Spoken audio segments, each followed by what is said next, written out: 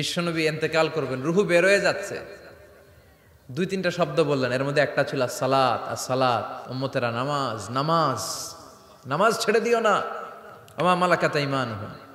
মানুষ ইন্তেকালের আগে শ্বাস বের হয়ে যাচ্ছে, রুহু চলে যাচ্ছে, ওই মুহূর্তে কি জরুরি কথা বলে নাকি ফালতু কথা বলে? সবচেয়ে জরুরি কথাটাই তখন সে বলে যায়, ঠিক কিনা? কথা বলেন। বিশ্বনবী বলেছিলেন নামাজ। ওমরে ফারুক, ওনার কাছে আবু লুলু আল মাজুসি এক অগ্নি উপাসক এসে বিচার দিল, ইয়া ওমর আল ফারুক, আমার মনিবের নাম হচ্ছে মুগীরা ইবনে শুবা, সে প্রতিদিন 4 দিরহাম করে আমার কাছে চার্জ করে। এত টাকা চার্জ করে কেন? উনি জিজ্ঞেস করলেন তুমি কি কাম পারো? আমি খঞ্জর বানাইতে পারি। খঞ্জর চিনেন? ছোট্ট ছুরি আরবরা পকেটে রাখে। ওমানের সুলতান কাবুসের ছবি দেখবেন, এখানে একটা খঞ্জর আছে। আমি খঞ্জর বানাইতে পারি। খঞ্জর বানাতে পারো? মদিনায় তো কেউ বানাতে পারে না, তুমি খঞ্জর বানাইতে পারো? তুমি তো অনেক টাকার মানুষ মিয়া, তোমার মনিব তো অল্প টাকায় চার্জ করছে, এটা দিতেই হবে। আবু লুলু কয়, ওমর তুমি সবার জন্য এত নরম, আমার জন্য গরম, তোমারে আমি বুঝাবো। সে বাড়িতে যে একটা খঞ্জর বানালো, মাকবাদাতুহু ফি ওয়াসাতিহি, যে খঞ্জরের হ্যান্ডেল হচ্ছে মাঝখানে, দুই দিকে ধারালো ছুরি, এটার ধার দেয়। আর কয়, ওমর তোরে আমি বুঝাবো। প্রতিদিন ধার দেয়।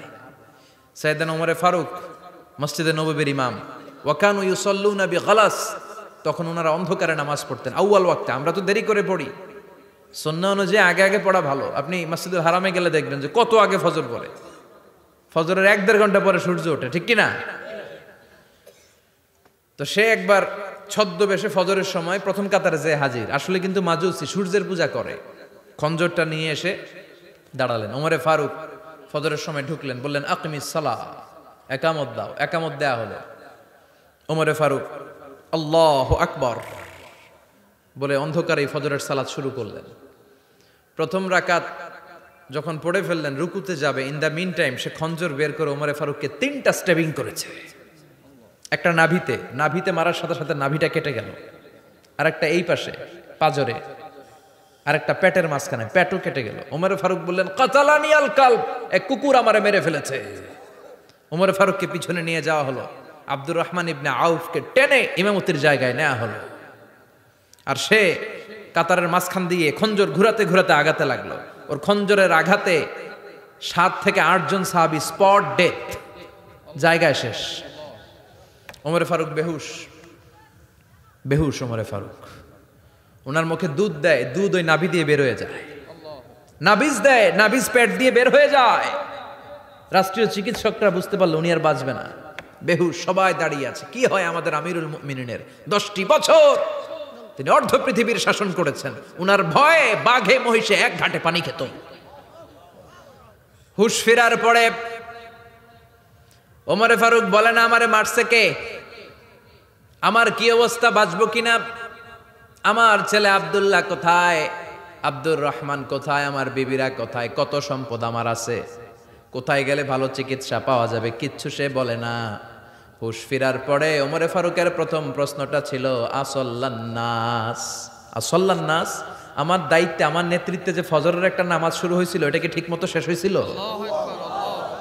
আসল্লান্নাস, মানুষের নামাজটা পড়ছিল, 1 রাকাতের দায়িত্ব পালন করতে পেরেছে, এরপর হুশ নাই। বাকি 1 রাকাতের কি হয়েছে? মুসল্লিদের কি হয়েছে? সালাতটা ওয়াক্ত মতো হয়েছে কিনা? আসল্লান নাস, এটা ছিল ওমরে ফারুকের প্রশ্ন। সুবহানাল্লাহ কইবেন না? তাহলে এই সালাতের গুরুত্ব আছে না নাই? সর্বপ্রথম এই সালাতের ব্যাপারে in the day of judgement আমাদেরকে প্রশ্ন করবে কে? সালাতে কায়েম করো, সালাতে কায়েম করো, হবে সম্মানী তুমি, হবে জান্নাতি তুমি, হবে সম্মানী তুমি, হবে জান্নাতি তুমি, দিবে কাল হাসরে শীতল ছায়া আরশে আজিম, রব্বিয়াল আলা, রব্বিয়াল আযীম, রব্বিয়াল আলা, রব্বিয়াল আযীম। সুবহানাল্লাহ পড়ে। এজন্য নামাজ, নামাজ, এই নামাজ যাতে মিস হয়ে না যায়। সব মিস হতে পারে, নামাজ মিস হতে পারে না। আল্লাহ তুমি বুঝার তৌফিক দান করো। রব্বুল আলামিন বলেন, ইয়া আইয়ুহাল্লাযীনা আমানু তুবু ইলাল্লাহি তাওবাতান নাসুহা। ও বিশ্বাসীরা, ভুল করেছো, অন্যায় করেছো, পাপ করেছো, জুলুম করেছো, আমার কাছে ফিরে আসো, ক্ষমা চাও। ক্ষমার মতো ক্ষমা চাইলে সব গুনাহ মাফ করে দিতে পারে কে? পাপ নাই, গুনাহ করি নাই, এরকম কেউ আছি? কথা বলেন। কত পাপ করছি কোনো হিসাব আছে? পৃথিবীর কেউ না জানলেও জানে কে? পৃথিবী না জানুক আমি তো জানি, আমি কি পাপ করেছি হায়। আমার পাপের করলে বিচার, বাঁচার আমার নাই উপায়। দয়াময় প্রভু মাফ করো আমায়, মাফ করো আমায়। পড়েন আমিন। আমাদের পাপগুলো ক্ষমা করে কে? চিল্লায় বলেন কে? আল্লাহ ডেকে বলে, গোলাম আমি হলাম গাফিরুয যামব কাবিলুত তাওব। আমার কাজ হলো ক্ষমা করা, আমার কাজ হলো তওবা কবুল করা। শয়তানের কাজ হলো ওয়াসওয়াসা দেওয়া, আমাদেরকে ভুল পথে নিয়ে যাওয়া। আর আমাদের কাজ হলো ভুল করে ফেলা, আল্লাহর কাজ হলো ভুলগুলো মাফ করে দেয়া। আল্লাহ ডেকে বলে, গোলাম তোরা যদি ভুল না করতি, তোরা যদি পাপ না করতি, তোরা যদি অন্যায় না করতি, তোদেরকে ধ্বংস করে দিয়ে এমন একটা জাতি আমি এই দুনিয়ার বুকে তৈরি করতাম যারা সকালবেলা ভুল করে দুপুরে মাফ চাইতো, দুপুরে ভুল করে রাত্রে মাফ চাইতো, আজকে ভুল করে আগামীকাল মাফ চাইতো। আর আমি আল্লাহ গুনাহগুলো তাদের সব ক্ষমা করে দিতাম। ক্ষমা করে দিতে আল্লাহর বড্ড ভালো লাগে। বান্দা আল্লাহর কাছে বারবার চাক, চোখের পানি ছাড়ুক, এটা আল্লাহ পছন্দ করে। চোখের পানির যে কত পাওয়ার আপনি কল্পনাই করতে পারবেন না। অনুশোচনার চোখের পানি চোখ বেয়ে নাকের ডগা পেয়ে জমিনে পড়ার আগেই আল্লাহ এই বান্দারে মাফ করে দেয়। বিশ্বনবী ডেকে বলে, ও আমার উম্মতেরা শোনো, আল্লাহর কাছে দুনিয়ার মানুষদের দুই ফোঁটা পানি সবচেয়ে প্রিয়। এক হলো জিহাদের ময়দানে রক্তের ফোঁটা, দুই হলো অনুতপ্ত বান্দার চোখের পানির ফোঁটা।